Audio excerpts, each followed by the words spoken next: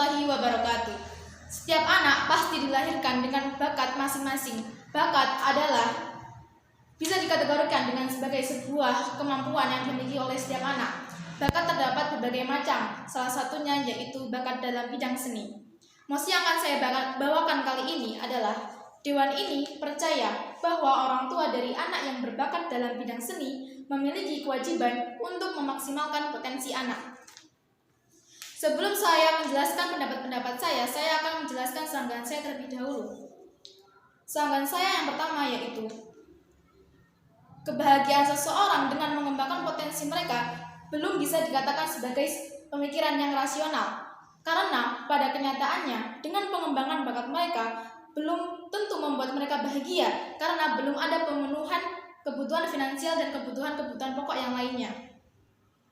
Sanggahan saya yang kedua, dengan pengembangan bakat di bidang seni menyebabkan ilmu lain untuk dikesampingkan. Hal ini belum bisa dibenarkan karena bakat seni tanpa kemampuan pemasaran, promosi, manajemen, kelola uang, bisnis, kemampuan relasi kepada orang lain tidak bisa membuat mereka untuk menghasilkan pendapatan dan keuangan sehingga tidak memberikan mereka kebahagiaan. Sehingga ilmu-ilmu lain tetap dibutuhkan, tidak hanya mengembangkan bakat mereka.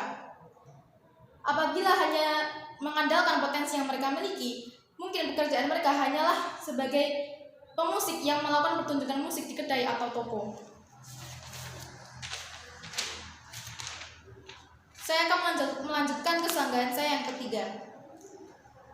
Pekerjaan di bidang seni lebih disorot ketika terjadi kasus-kasus negatif seperti kekerasan sosial. Hal ini merupakan resiko bagi para pekerja di bidang seni karena pasar dari bidang seni lebih besar seperti ditampilkan di televisi dan media-media lainnya, sehingga apabila mereka terkena kasus-kasus negatif tidak dapat dihindarkan bahwa mereka akan terus disorot dan dipandang buruk oleh publik. Mungkin pekerjaan di bidang seni lebih disorot dibandingkan perusahaan karena perusahaan bisa menyelesaikan kasus mereka secara pribadi dan tertutup sehingga tidak tersorot seperti pada pekerjaan di bidang seni. Sanggahan saya yang keempat, banyak orang membutuhkan hiburan yang berkaitan dengan seni seperti musik, film, lukisan, dan sebagainya. Hal tersebut juga tidak bisa dibenarkan karena setiap orang memiliki pilihan dan kebutuhan hiburan yang berbeda. Kebutuhan akan hiburan ini tidak selalu berkaitan dengan kebutuhan seni, sehingga hiburan seni bukan solusi utama untuk memberi hiburan bagi semua orang, karena kembali lagi pada setiap orang berhak untuk memiliki pilihan mereka masing-masing. Sanggahan saya yang kelima yaitu bakat tidak bisa dikembangkan tanpa banyak uang, karena alat-alat seni seperti piano, biola, alat-alat melukis itu juga memiliki harga yang mahal. Belum lagi untuk biaya les, mereka juga harus membutuhkan uang yang berlebih untuk mengembangkan bakat pada anak. Sehingga kebutuhan akan uang dan finansial harus diutamakan dan harus memadai untuk mengembangkan bakat. Dan pemikiran bahwa bakat bisa dikembangkan tanpa banyak uang adalah pemikiran yang salah. Saya akan melanjutkan kepada argumen-argumen saya. Argumen saya yang pertama mengenai teori hierarki Maslow. Teori ini menjelaskan tentang tingkatan kebutuhan-kebutuhan manusia yang dibagi menjadi 5 tingkatan. Tingkatan yang pertama yaitu tingkat fisiologis, meliputi makan, minuman, pakaian, uang, dan lain sebagainya. Tingkat yang kedua yaitu rasa aman, yang meliputi keamanan dan keteraturan. Tingkat yang ketiga ada kebutuhan sosial, yaitu kebutuhan akan relasi dan keluarga. Kemudian kebutuhan yang keempat yaitu kebutuhan penghargaan, meliputi pencapaian, status, dan motivasi. Kemudian yang terakhir ada tingkatan aktualisasi diri yang meliputi pengembangan diri. Dari tingkat dan hierarki ini dapat disimpulkan bahwa keuangan lebih diutamakan sebagai tingkatan fisiologis, yaitu tingkat yang pertama. Sehingga kebutuhan untuk mencukupi keuangan harus lebih diutamakan, baru kemudian untuk mengembangkan hal-hal yang lain.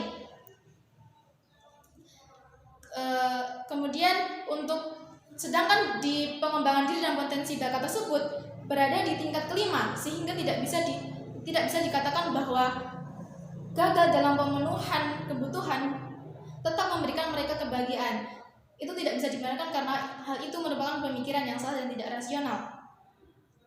Sehingga kebutuhan dasar harus dipenuhi dahulu, karena apabila anak belum diberikan makan, tentu kita akan memberikan mereka sebuah gitar, karena memang kebutuhan dasarnya belum terpenuhi, sehingga kebutuhan akan keuangan dan kebutuhan pokok yang lainnya harus lebih diutamakan dibandingkan dengan mengembangkan bakat dan potensial diri pada anak.